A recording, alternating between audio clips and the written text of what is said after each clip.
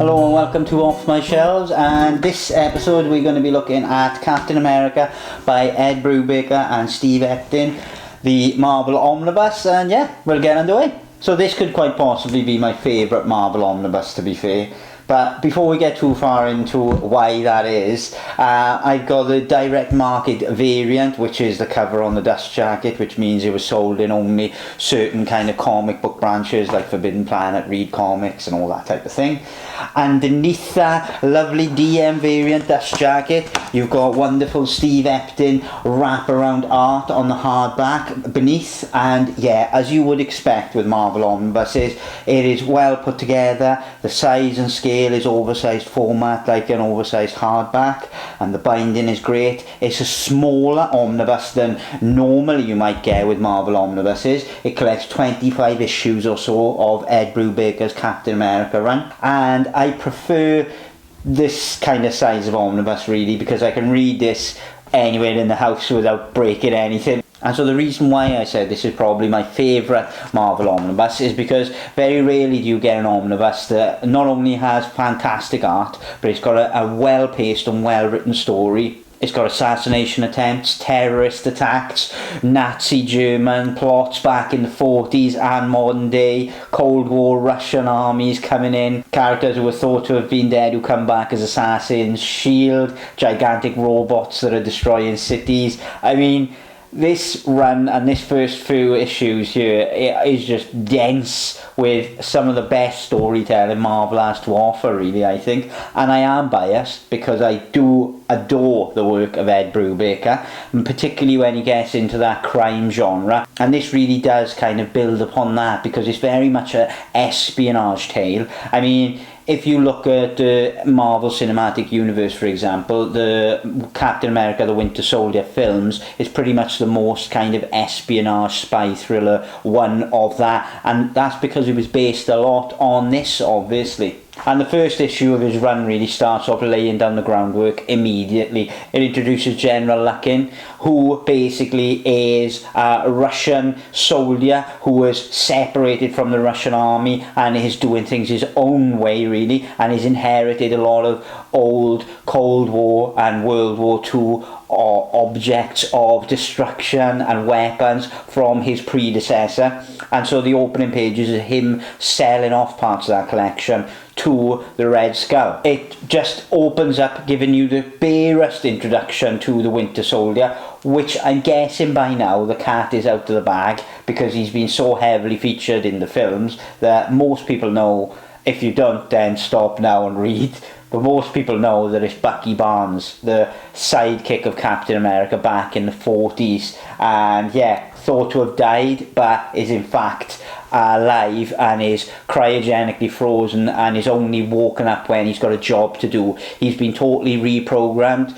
He's got a metallic arm, and so he's essentially a super assassin being mind controlled by the Russians to do their bidding. So he doesn't remember who he was or Captain America or any of his previous life, initially at least anyway. The Red Skull's introduction to him comes and then it flips right the way forward in time to the Red Skull reforming a cosmic cube, and this cosmic cube is an amazing plot device that's used and abused in great ways because it's this cosmic energy cube really that can do a lot of different things, but it also does things on its own. It kind of does his own thing sometimes, which I'll get back to in a minute now, but the Red Skull is trying to reform this damaged cosmic cube and then he gets assassinated. And that's really the starting point of this run. With Red Skull dead, with this cosmic cube now missing because it was stolen from him and out there in the wild. And so the following issues try to piece together who killed the Red Skull, why, and what was the Red Skull doing as well, because a lot of the Red Skull's plans before he was killed are still being put into action by his followers. So terrorist attacks and other things are still being put in place. So they've still got to deal with the aftermath of the Red Skull's plans, even though he's no longer alive. And they've still got to try and find this cosmic cube because its power is so strong that in the wrong hands it can be used and abused. All the while this is going on, Captain America is seeing flashes of his past. And the artwork in this, for the most part, I should say, is done by Steve Epting, but you get a ton of other artists like Macros Martin and Michael Lark, particularly Michael Lark in the opening pages, because when Captain America has these flashes, he flashes back to wartime and to his time with Bucky and other people in the Invaders and things like that. And to do that, they use Michael Lark's art rather than Steve Epting to give kind of a definitive difference between the two time periods, which really works well in the opening stories and really gives you a straight, right, this is the past, this is now, and it's brilliantly done. But he's having a lot of these flashes of his previous life. Crucially though, he remembers it differently. He's dreaming about the past, but he knows that it didn't happen exactly like that, and certain things keep happening, and even when he's awake he starts being in the middle of a fight and having flashbacks to World War II, but those flashbacks are not actually what happened, or at least not how he remembered it, so he doesn't quite know what's going on. But then when he discovers obviously that the Cosmic Cube is in play once more, he decides that the Cosmic Cube is trying to influence or guide him in some way, or trying to do something to him in some way. So he's struggling to really tell and figure out the reality of his past and it's affecting his future. And so those two worlds really combine massively, and obviously they combine massively when he starts to discover that this assassin is Bucky, and he has been brainwashed and, again, like I said, turned into this ultimate killing machine. And so now his one goal is to not only get the Cosmic Cube, stop the plans that have been put in place by the Red Skull, but to also find Bucky and save him. The places it goes in between those main things that Steve is trying to do are just amazing, to be fair. He has loads of adventures in the past and in the future. It brings in old teammates from the Invaders as well as Falcon and other people. Agent 13 and Nick Fury and S.H.I.E.L.D. play a heavy role in this as well. Captain America really wouldn't be able to function without Agent 13, Sharon Carter, and without Nick Fury. They're a key part of this. But then the further they go, they realise that the main antagonist now is this general who has bought up companies all over the world, who has bought like Roxxon and other companies, and is essentially using his influence to influence politics in America and really guide what S.H.I.E.L.D. are doing and what other people are doing within America, and preventing anyone from stopping him.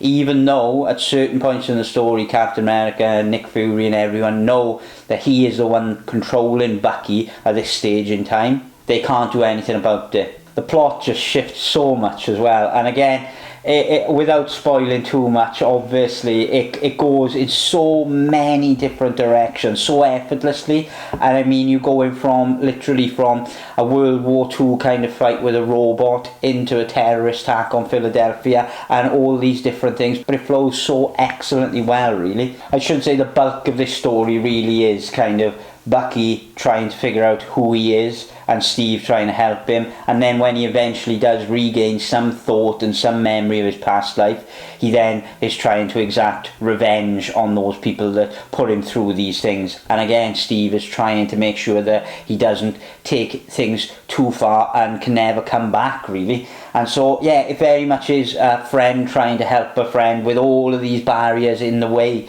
And it also goes into Civil War, and Civil War was this big old singing, old dancing crossover event where Iron Man and Captain America were at loggerheads. Now, I didn't necessarily like the whole of Civil War when I read it. It was okay in parts, but it wasn't really my favourite Marvel event that I've read.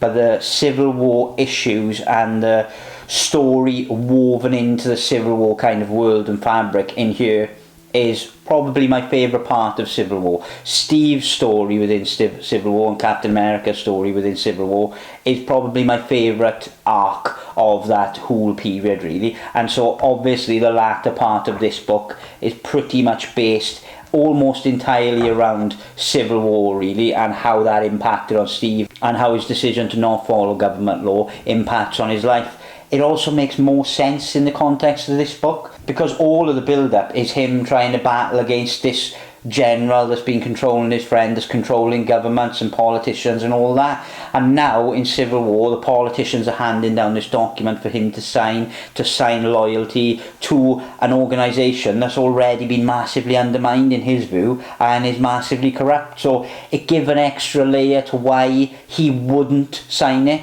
You know, in Civil War it gave a little bit of reasoning why it would be civil liberties, abandoning that type of thing. But with this antagonist laid out in the first part of the book, it really does give him an extra layer of reasoning to not want to play ball with these politicians and this new government initiative, really. Needless to say, when you get to the end of Civil War, something massive happens, which I'm not going to spoil, but it definitely does an amazing job of keeping you intrigued and enthralled right until the very last page, because there's certain things that are playing out and little Easter eggs and breadcrumbs are laid down as the book is going, particularly all about Sharon Carter, and then when you get to those final pages it really does pay off in a big way. There are a ton of extras at the back of this book as well. There's also a House of M crossover issue at the back, which is not part of the main continuity, but as the book says, it is here for a sense of completion. But you get a lot of the spotlight interviews with Ed Brubaker, a ton of interviews with Ed Brubaker and Steve Epting. You get a load of sketches, a load of different variant covers. But yeah, it is certainly, without a shadow of a doubt, well worth anyone's time and money, this is. There are going to be reprints of the rest of Ed Brubaker's Captain America's issues and series. I'd say that if you get to the end of this and you really enjoyed it, you will certainly be getting the rest of them and at least the next one, because it ends on such a cliffhanger that you are going to get it and you're going to jump in to find out what the heck happened to Captain America after this. So I hope you've enjoyed finding out more about Captain America by Ed Brubaker and Steve Epting, and I will catch you on the next one.